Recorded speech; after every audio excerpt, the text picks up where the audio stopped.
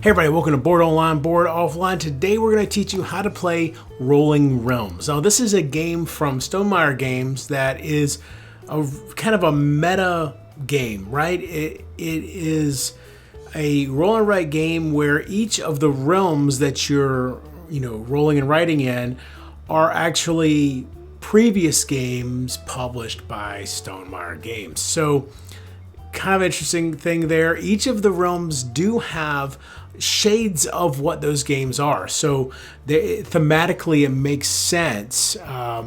It's just a hint, kind of just a taste of what those other games are. But it's kind of cool how it works. So we're going to teach you how to play Rolling Realms.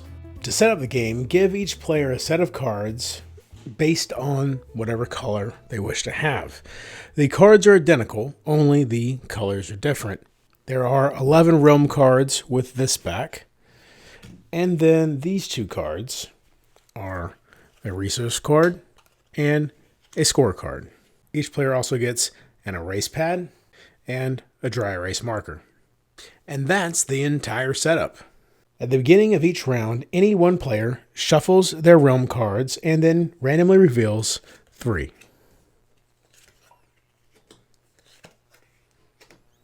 Each other player then finds and reveals those same 3 cards from their individual set so that all players are using the same subset of cards in a round. A round consists of 9 turns with players taking turns simultaneously. During a turn, players will roll the dice and then activate realms. Any player rolls the 2 dice and shares the results with all players. On the scorecard, there are 9 sets of 2 blank spaces, which will be used to record the dice every time they're rolled. Each player will write these numbers on the scorecard in the first available spaces, reading from left to right for consistency. The players may use each die once, and each die must be used on a different realm.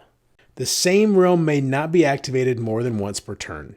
At any time, the player may spend resources while activating realms.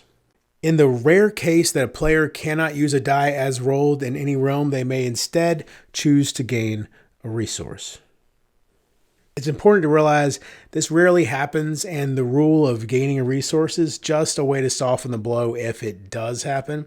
This is not the primary way to gain resources. After 9 turns, the round is over. Note the number of stars earned that round on your scorecard, including 0.1 star for each resource. So here I've got 2 stars plus 4 is 6, and then I have 18 resources here, so that's another 1.8 stars for 7.8 stars. After recording your number of stars, erase everything, including the resources and these numbers here, making sure, of course, to maintain your score. Set aside these 3 realms. They will not be used again this game. Randomly draw 3 new realms. After 3 rounds, the players total up their entire scores from all 3 rounds, and the player with the most cumulative stars is the winner. During a round, players activate their realms simultaneously, so there's no need to wait for anyone else. For between 2 castles, players fill the squares with numbers from the bottom up, with the numbers on top being lower than those below. As soon as a column is filled, the player gets the resources shown at the top of the column. So a player might put a 1 here, and they would then get that pumpkin. If a player put a 4 here, then only a 3, 2, or 1 could go in this spot, at which point they would gain those 2 pumpkins there. Doors are considered to be already filled. Also, by completing this top row, which is a row of 1, the player would gain 1 star. Every completed row gets the player a single star. So again, here maybe a 3, so that's a completed row, and then a 2, and that would be another completed row there. And of course, the 2 hearts would go. Each castle is potentially worth 3 stars. For between 2 cities, the player may place a number in any square. Then the orthogonally adjacent squares may not be the same number. So it could be a 1 here, a 3 here, and a 6 here. A 2 could go here and here. Anytime the player completes a row, they get the resources shown, or if they complete a column, they get the resources shown. This realm scores stars based on the other 2 realms the player has. Whichever realm has the lowest number of stars, that's how many stars this realm gets. So if one realm had 2 stars and the other had 4 stars, between 2 cities would get 2 stars. With Charterstone, the player will use one number to mark a building and gain the shown resource, and the other number will go in the crate below that building. The number that goes in the crate will still be used in a different realm this turn. The other thing a player may do at Charterstone is instead of using this number to mark off a house, they may instead mark off crates with that number. Every crate the player marks off earns them 1 star. The player chooses an area and marks off the number of the die in that area. They then add all the dice marked off in that area and see what resource or star they get. In this case, they have the number 4 marked off, so 4 through 10 is a star. If this 6 was marked off, they would still get a star because 6 plus 4 is 10. However, if this 1 was also marked off, they now are at 11 and would get a pumpkin and a heart. If the player rolls a pair, they may mark both areas and collect the resource for both areas. In this case, 2 stars. The player may choose to mark either of the hexes. Let's say this one. They then gain the resource, so a pumpkin. If later the player marks a 3 again and does it over here, they'll gain the heart, but now that both 3s have been marked off, they'll also gain a coin. When any resource, pumpkins, hearts, or coins, reaches the 6th earned resource, My Little Scythe scores 2 stars. It does not matter how these resources were earned. Even if resources have been spent, they still count towards the total earned resources for the purposes of scoring My Little Scythe. A player may use any rolled die to outline one of these octagons, or they may use a rolled die to mark off a specific die in one of the hourglasses. When an hourglass is completely marked off, the players then gain all of the outlined resources in the octagons above. In this case, a pumpkin, a heart, and a star. The octagons remain available as benefits for every hourglass the player completes. For the society, players may fill these cards in any order. However, each card number must be lower than the one directly above. So if I rolled a 4, I might want to put it here. And then maybe this 3 here.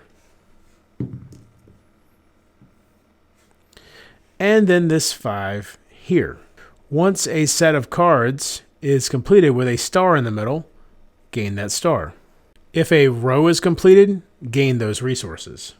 When the entire pyramid is filled out, gain this star as well.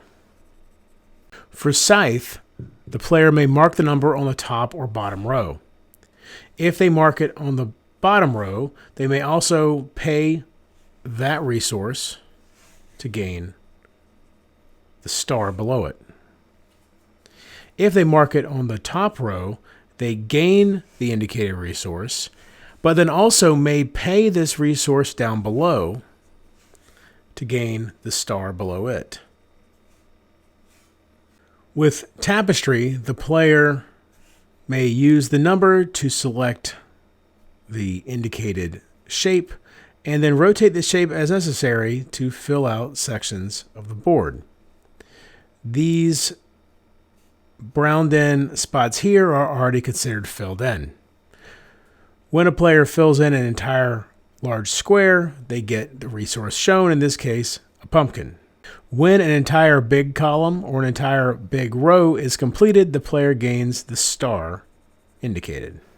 The player may choose to place the number in a square for any bird, but it must be from left to right. They then gain the resource shown below it. If, when the player fills in the final square for a bird, the total 3 plus 2 plus 2 equals 7 equals the number for that bird. They then get a star for that bird. And don't forget that the final number for each bird is also a star. The player may use a die to gain a grape for viticulture, in which case they also gain the resource below it. Or the player may use the number from one die plus at least one grape to equal, in this case 6 plus 4 is 10, a wine order, and gain 2 stars for each wine order fulfilled. If the player spends 2 pumpkins, they can adjust their die by plus or minus 1. It does not physically change the die. The player just treats it that way. So in this case, this could be a 6 or a 4. If the player spends 3 pumpkins, then they can adjust the die by plus 1, minus 1, or 0, and then they may also use it in a realm they've already used this turn. If the player spends 2 hearts, and the dies that were rolled are a pair, the player will gain an additional die of that same value. If the player spends 3 hearts, then they gain a die of the same value as either rolled die. If the sum of the rolled dice is 7, the player may spend 2 coins to gain a die of the same value as either rolled die. If the player spends any number of coins up to 6, they then gain a die of the value of the amount of coins they just spent. In this case, a die of 6.